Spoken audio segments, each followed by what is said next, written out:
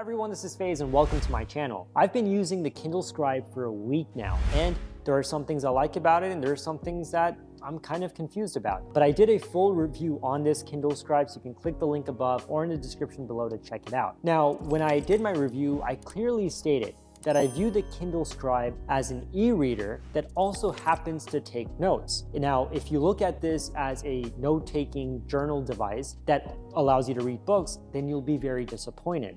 So that's what I clearly stated in my review. So when I said that, a lot of people commented asking me for my opinion on how this is just as an e-reader, because I know there's a lot of people out there that personally could care less about the pen and just want to see this as an e-reader. So I'm going to talk to you about my experience in detail about how it is to read on the Kindle Scribe. So I'm just going to be very honest with you. I'm very confused with what Amazon is trying to do here. Because if you look at this as an e-reader, then you would assume that Amazon would have done certain things with it to justify the larger 10.2 inch display. What do I mean by that? Well, first off, for the first time ever, we've gotten a Kindle with such a large display, right? And it's great because it's got 300 pixels per inch, you've got the warm light feature, everything is crystal clear and crisp, so reading on it is fine. But there's no added benefits to that. I mean, reading on the Kindle Paperwhite is nice, reading on the Kindle Oasis is fine, but because this has a larger screen, I assumed that Amazon would have done more to justify having such a larger screen. And no, reading more content on a page is not what I'm necessarily talking about. For example, when you turn this in horizontal, there's no option at all for a 2-column page layout. So that is very, very disappointing. Like even when I'm on my iPad, even the iPad mini, you get that 2-column page layout. And that has like a 8-9 inch display, whereas this has a 10.2 inch display and you don't have that. So that's something I'm very, very disappointed about. Now, once again, Amazon could come out with a software update and easily fix that. And I feel like that's the issue with this Kindle Scribe. It feels a little half-baked. Like the hardware is there, the hardware is nice, but the software, it just seems lacking. And that's even going for the pen and the note-taking feature. You can take notes, but only as sticky notes, which is fine in some ways, but what if you want to write on the margins and draw lines and stuff? You can't do any of that, right? So that's kind of disappointing because you're getting a large screen here, but you're not getting that experience. The second thing, which I didn't think I would really care about, but actually do care about after reading on it for a while, is the page turning buttons. Now, this device looks a lot like the Kindle Oasis. Now, I said that in my review too, that this Kindle Scribe literally looks like a Kindle Oasis, but on steroids, because it's got that same design where you've got the bezel all around, but the one bezel on the side is a lot thicker. Now, on the Kindle Oasis, that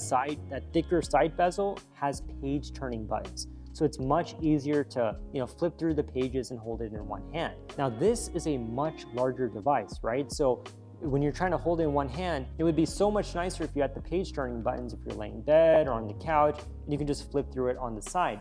But this device actually forces you to not just hold the device with one hand, but with your other finger, swipe through the pages. Once again, that's not an issue, but when you have the same look and idea as the Kindle Oasis, why are you not including the page turning buttons? That really confuses me. Now, a lot of people have commented to me on the past and have said that the Oasis buttons have just kind of fallen apart or they break easily, but times have changed, technology has changed. Like, look at the iPhone 7, which came out years ago. It had the home button, and it was basically this button that just acted like a button. It had this taptic engine which would emulate the feel of an actual tap. So I wonder why they couldn't do something like that with here. So the page turning buttons, I do miss it. I wish that this one had it as well. And it just makes much more sense to have it on a larger device. Third, but certainly not the least, is immersion reading. Some people did ask me if this supports it.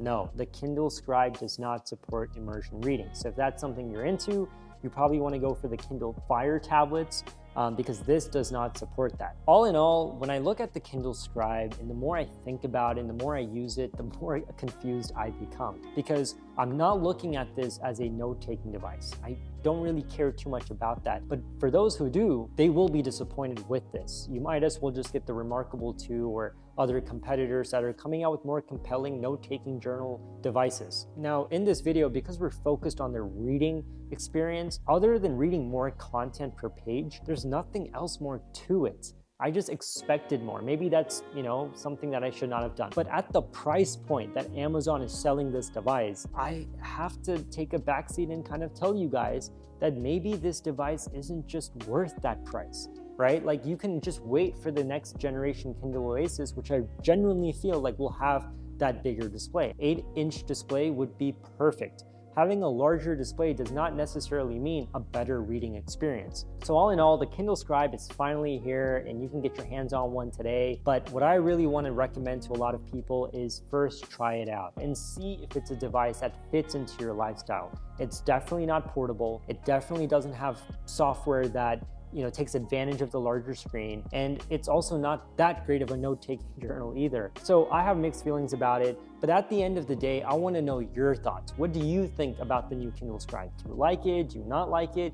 Which one is your favorite Kindle in the entire lineup? Comment below and let me know. Till then, don't forget to subscribe to my channel, and I'll see you next time.